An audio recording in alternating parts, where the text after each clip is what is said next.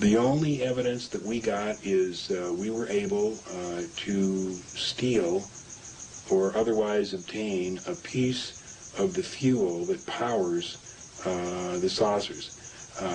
It was element 115. It's a stable element, and we did several experiments with this. We also videotaped these experiments. The experiment was to prove the high gravitational attraction, the heaviness of the element, and other things.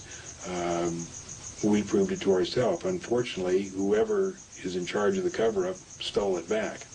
The other thing was that on March 21st, 1989, he asked me if I wanted to view one of the test flights.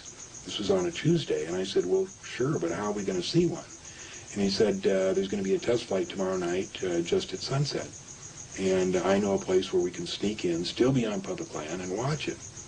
I said, great. So I said, why at sunset? And he said, well, statistically, up in that area, there's the least traffic around then. So I drove with Bob and the real estate appraiser, Gene Huff, and myself, and we drove up there, got there just a little bit before sunset.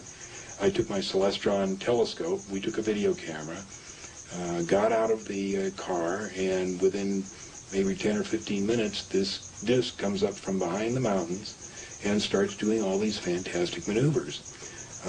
It was a light, a very bright light, and you couldn't see the disc form.